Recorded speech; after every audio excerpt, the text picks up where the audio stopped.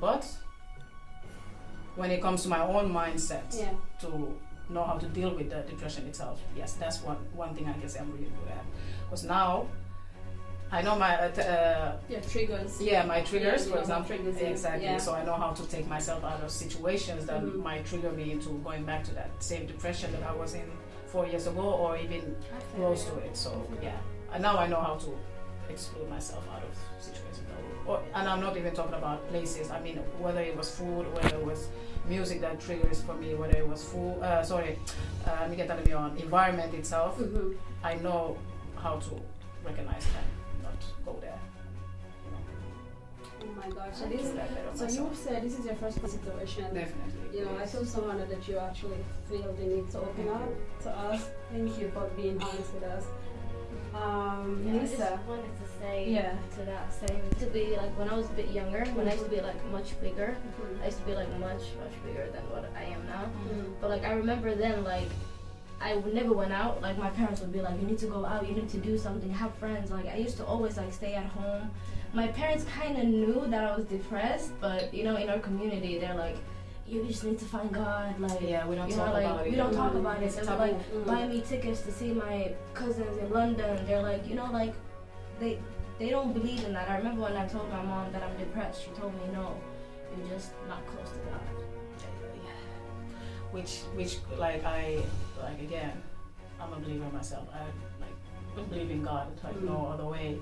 But there's certain things that only not even prayer can by itself fix. Yeah, exactly. Sometimes it takes a person yourself acknowledging, because nobody else, of course God loves you, but before even that you have to love yourself. So if you don't recognize those things that are toxic for you and your mental health and your physical health, whatever it is, prayer cannot fix it by itself. There's no way. Because if you don't, let's say even if you don't realize what is wrong with you, it's hard for you to understand. Wait a minute. Yes. Joe, can you fix Lisa's mic? Oh, they cannot hear her properly. Oh no. I'm getting messed with that then. Cannot hear you properly. No, it's okay. No, he will fix it. To say that even though I have gotten better myself with knowing my triggers, and you know, through that I feel like I'm not in a stage yet where I might have to seek for professional help. But I want to send a message out there that this doesn't mean because I know these my triggers and I don't feel like I need that help. That doesn't mean that they shouldn't get help. They shouldn't get. If you feel like you are not in that stage yet, go and seek for help. And the thing is, this is something that as Africans that I want to talk about is that we feel ashamed sometimes even about talking about mental health or depression or anxiety itself, because we automatically feel like, oh, does that mean I'm sick? You know? No, we all actually during our lifetime we go through anxiety and depression. Some people differently, some people even bigger, some people smaller. You know. Wait, baby, wait. Yes. Before you go there, let me give you the definition of depression for those Africans who don't understand the importance of depression. Oh yeah, definitely. Depression is more than just feeling down, having a bad day. When a sad mood lasts for a long time, interference with normal everyday function. You know, like when you just feel like you just can't do nothing. Nothing makes you happy. No matter whatever money you have, whatever thing you're doing, it doesn't fulfill your purpose. You know, that's when you know that, like having problems sleeping, for example. You know, feeling anxious, waking up too early, even though you have slept, you know, but you still feel restless, you know. And then the worst part, when you're having suicidal thoughts, you know, when you just feel like, you know, life would just be more easy if I just, you know, there was to be in a place where you. Yes, Lisa, what you wanted to say? No, anxiety is a very bad myself. What's the definition of anxiety for you? Like for me, it's just, I mean, it was caused by depression for me, you know, like it was caused by it, like, especially now, like, where I haven't seen people, I've been like all by myself. Now that I have to like be out there all of a sudden, they're like, oh, you need to go promote yourself, go do this, go do that. Like when I'm in a room full of people, like I literally like feel tightness in my chest, and I'm just like, I'm sweating, and I'm just like, do I have to talk? I'm overthinking everything, you know, like what I'm saying, like, oh, like, do I sound stupid? And some people might think like, oh, is she being a bitch? I'm not even being a bitch. I'm actually, oh, my bad. It's okay. My bad. I'm sorry. I'm so sorry. Yeah, I'm so sorry. It's okay. You're just being yourself. It's okay. Yeah. It's great. Yeah. So Some sorry. people are saying if she's being a bad woman, that's what she means by that. Yes. But it's not that. I'm just overthinking, and I'm not walking past you. I'm like thinking, what's going on? I'm not even seeing you. Just saying, you know. Yeah, that was because the way That's how you also described. feel, Adrian?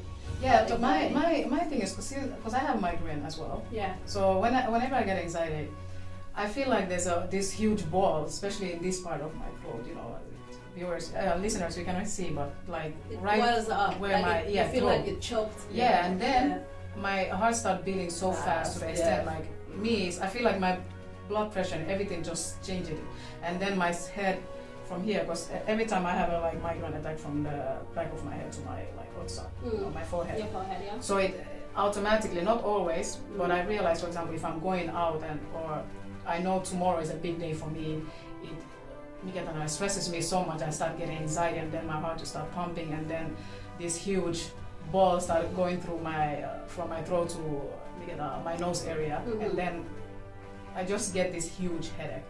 And after that, I know it's migraine, and it's hard for me to move anywhere.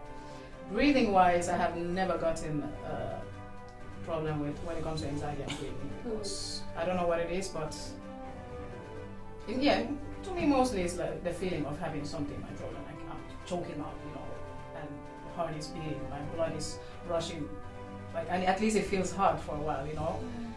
And then like she said, when usually like we would go out, let's say, I might be in that place for 10 minutes, but at some point both of us will be like, oh my god, like, you know, we have to go, because you automatically already have things in your head like something will happen, or you know, or how can I say it? You feel like anxious, yeah, fear, exactly, anxious, all those combined together. Uneasiness. Yes.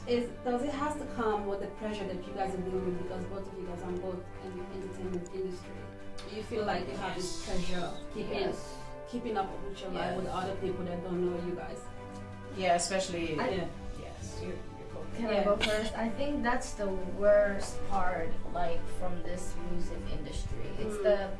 It's not just only your music, you know, like, it's the whole industry. Like, sometimes when I go to these like big parties where there's like big people, and I'm just like, the energy, like, that's when my anxiety is the worst, you know. Like, I'm like, I have to, like, sometimes I feel like I have to become like somebody, or like act a certain way. I can't just like, my music is out there, you know, but like people are looking at you, and people are like looking at every single thing you're doing, and you feel like you're constantly being tested, which is like very hard. And you have to like keep up an image. You have to have this persona when you go outside.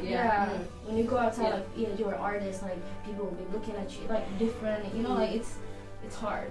It's hard. It's funny because this is the same thing as carrying the crown as well. Because like from the year 2020, let's say after I won, the next day from waking up from my bed after the winning day, like, I think that was the first time I realized like now I actually have to be cautious, and it made me feel even more anxiety, and because having especially a crown that is so basically now you face peer pressure, public pressure. Yes. I feel like they're expecting perfectionist out of me, and I'm not, and which I do get because I put myself in a beauty pageant that literally says that's what you almost like kind of have to be, even though it's funny because we same time preach that nobody can be perfect, because only our God Almighty can be, you know. So, but same time we are expecting, especially in our Black community, that you have to be. We are not allowed to make mistakes mostly. I think we don't allow each other to make mistakes, or even from one mistake you can be. Black people don't hold other black people in the same standard they hold white people at. It's like a black person will get crucified for the, you know, smallest mistake that a white person has done. You know? It's crazy. But I think we're talking about society pressure. Yeah. It is. You know, society expectation. What society expecting from you guys? You know, how you guys, especially Aja, when you Miss Helsinki or After this I feel like you're entitled to be a proper lady, right? Yes. You cannot be yourself among people or in the public eyes. Yes. So basically, 24 hours you're battling with yourself. How you gonna conduct yourself in front of difficult. I guess when I'm out, I can even control it better than when